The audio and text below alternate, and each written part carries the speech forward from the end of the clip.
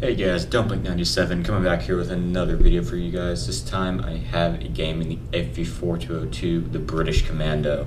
This was played on Wide Park, I think the second or third day of the Xbox One release. So, yeah, I mean, I've been enjoying it a lot. I've picked up some new tanks that look awesome in HD that hopefully I'll be able to give you guys some good footage on.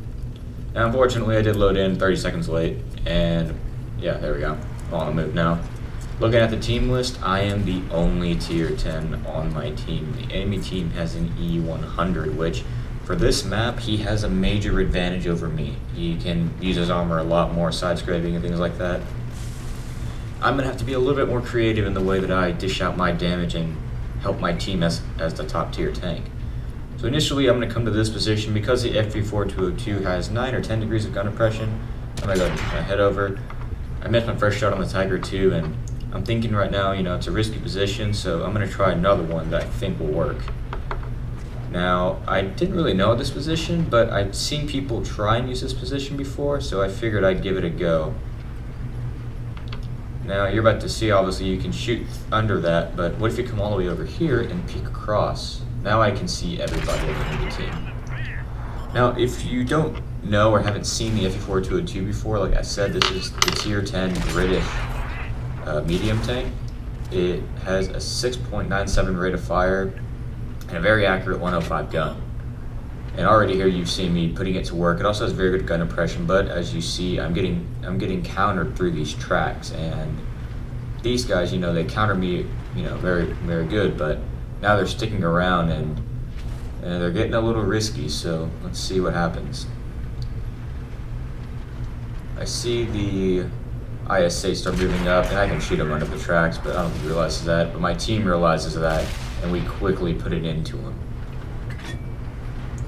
Now we're looking at the M103s making the same mistake. I pop one into the rail car because I ain't too fast, but our team once again ends him.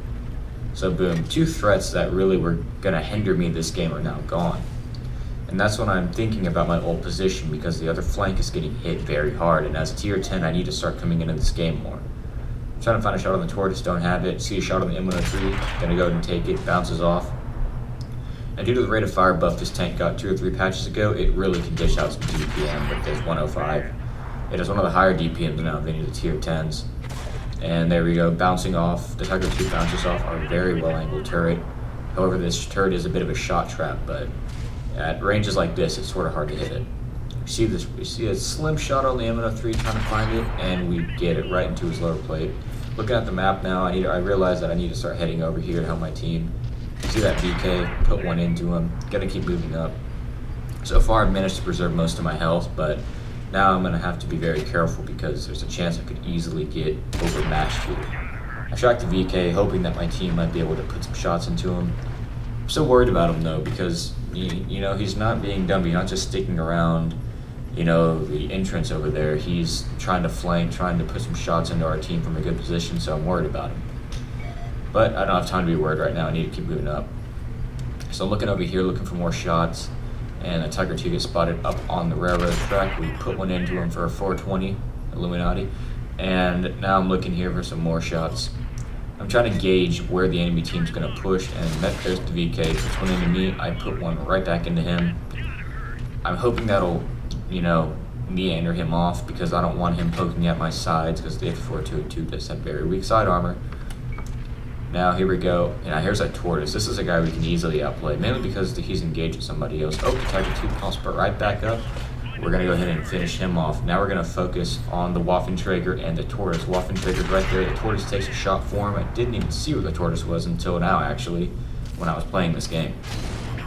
The VK shoots us in the side, but it's a non-penetration, just damages our track.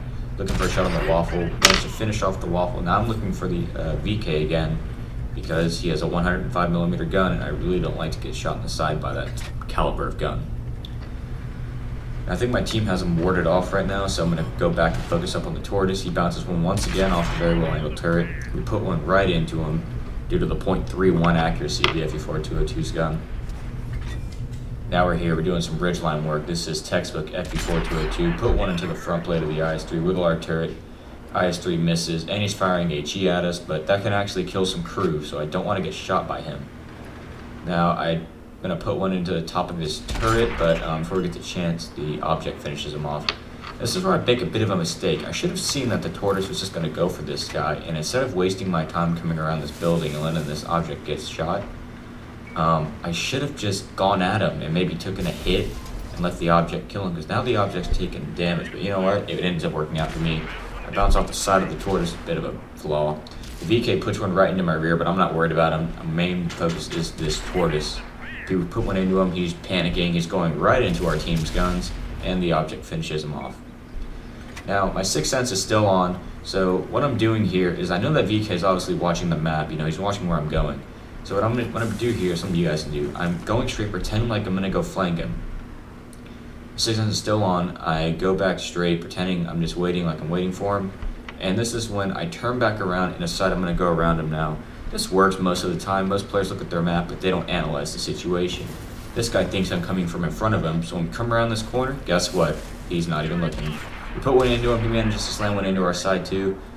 But, as a tier 8 heavy, he can't match our DPM. He does not have our penetration, and we kill him. So far this game, I picked up 4 kills and maybe about 4,000 to 5,000 damage, maybe more. So it's been a pretty good game for me. But it's still 9-10, and we still have to keep carrying. Now, I only have 512 health left, which is not a lot to, throw around, whereas they have an E100, which has who knows how much health. I'm worried about him, though, because me personally, I haven't seen him the whole game.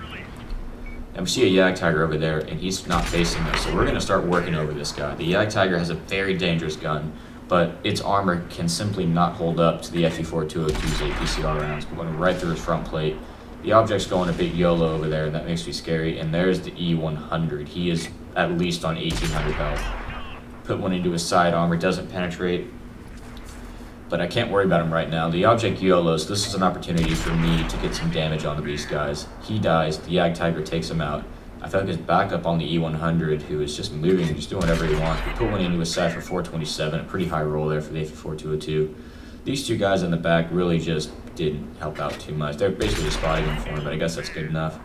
Hit the E100 again, just timing the ammo rack. I'm really hoping these 3 heavies could maybe damage him, track him, but now he's in the safe spot for me.